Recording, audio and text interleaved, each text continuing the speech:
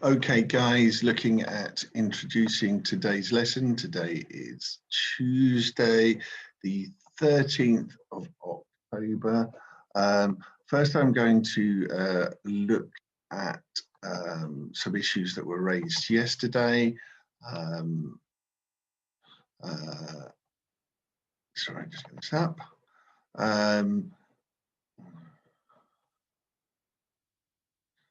Okay.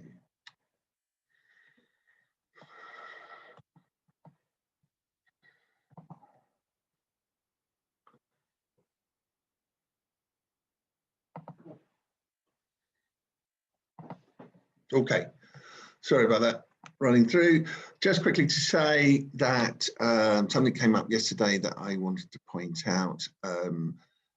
When I send messages from Classroom Stream, it gives me the ability to select individuals rather than completely talk to the whole group. Now, I understand at least two of you had a problem with the fact that it looked like I was sharing feedback with the group.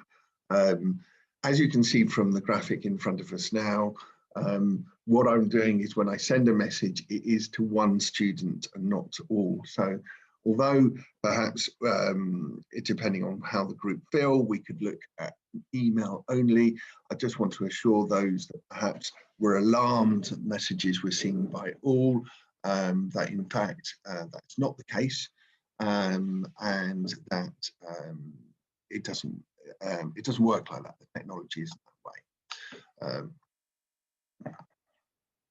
The other thing that was mentioned, or an issue that came up, was looking at teaching and learning techniques. Now, the VARK system, I'm not sure if you're aware of this, this is the idea that individuals, learners have different learning styles and activities. I just want to take you through how I try to meet that and looking and explaining the structure of how I go about the lessons. The first thing to say is VARK is the idea that learners are either one of or a combination of the following. That is visual, auditory, that means, so they like visual is what they look, they like to see images. Auditory would suggest they like listening. There's a read-write, which is the idea of practically writing things down or making notes or linking things together. And kinesthetic, which is the idea of an activity of learning which combines physical moving around. Now, I aim to meet each of those criteria to meet the needs of my students. Kinesthetic is harder to produce virtually, but I do believe that I meet all others. Now, what I mean by that, let me take you through this. So typically, if I can go through what's on the perspectives, Unit 1 key perspectives in sociology, is what I will do is give a presentation. Here, the example is a postmodernism presentation where I go through slides and talk directly to you, which is a more sort of traditional teacherly way of doing things. I'm aware of the fact that maybe the way my style of presenting, it does not fit all needs. So although it is obviously visual and auditory, I also put a supplementary video here on postmodernism, which is taken from YouTube and has a different voice and has a different person explain the same concepts, in the sense of trying to give more in that way. The matching exercise is where you look at terms and definitions, and you look to match the terms to the definitions.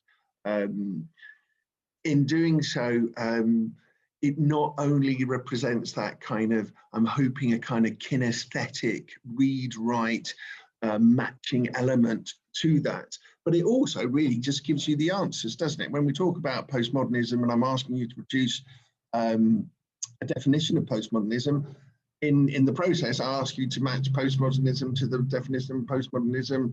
I ask you to match meta-narrative to the definition of meta-narrative, and then I ask you to match the idea of globalization to a definition of globalization. This is done in a group. I understand perhaps that is not the best for everyone, so that you can discuss so that has an element of communication and looking to meet other learning style needs. The matching exercise is then followed by a quiz, which rehashes in a different form the same definitions and answers. And I have, certainly to this point, had people work through that together so they can discuss their answers, which reinforces, again, it breaks down, it's going into this definition. And again, thinking of the leaflet, it gives you, it should be a discussion point for you to enable you to come to the definition. Then I ask you to discuss and come to a definition between your group of what postmodernism is. You can see how this might lead directly into a definition you put on the leaflet. I ask you also, as part of this, not only to agree a definition together working in a group, but also for each of you to find a definition, discuss that definition from the internet, and incorporate that into the definition of postmodernism. So you can see how this builds up as a picture to your ability to define postmodernism using class discussion, class materials, and research work from outside to create what we want. I understand that there has been some confusion in having you work in groups when, and let me state categorically, when you are assessed, it will be so as an individual, not as participating in a group. At no point will you be assessed summatively on your group work. It will be as an individual. So what I've done is I've posted the meetings up. I've got some spare meetings if individuals or members of the group would prefer to work alone than in a group, or find it confusing that we're working in a group going to an individual goal. Please feel free to use one of those and work as an individual. Now, the brief. I have, thank you for the feedback, re-enabled this to say unit brief rather than brief. I understand that caused some confusion. I do have to say that a unit brief is different from an assignment brief, because an assignment brief can be part of a unit. So if you get an assignment brief, it's an individual element of a wider unit, whereas a unit is the whole 3 credits or 6 credits for that thing. So that's why there is a difference in definition there. You will note that I have changed the brief in that I have given a submission deadline, which is the 6th of November. Remember the 6th of November. This is the Friday, the week after we return from half term. Now, what we're looking to do is to go on, and I'll explain what we're going to look at for task 2 in a second. But it gives us the remainder of today's lesson, and next week to run through task 2. Then you can complete the work over the half-term break. You've got the week returning to the Friday, including the 3 lessons that you have with me. So during those 3 lessons, if you want me to look at on screen on a one-to-one basis, any of the work that you've produced, to comment or anything like that, it gives you the opportunity to do that.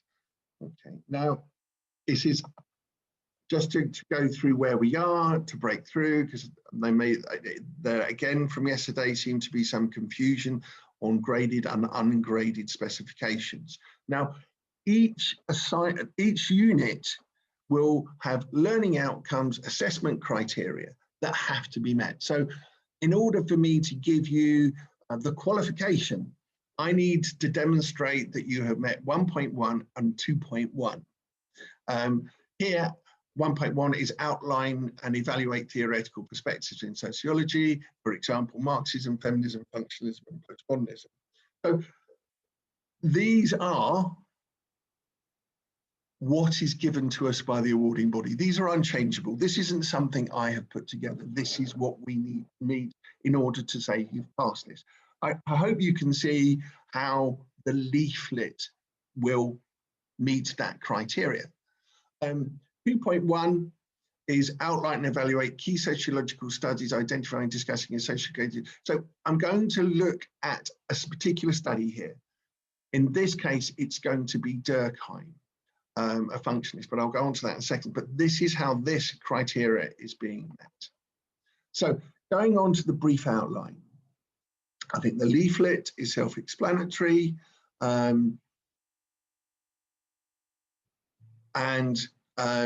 Task 2 is what we're going on to this week, which I'll explain.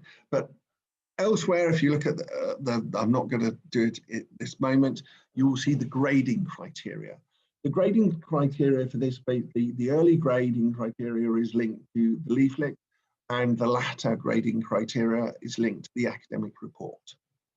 We are doing a report on suicide by Emil Durkheim and looking at positivist methods and agency critique. In other words, what we're looking at here is Emil Durkheim was not only a founding father for the ideas of functionalism, but actually a founding father for the very establishment of sociology as an academic discipline.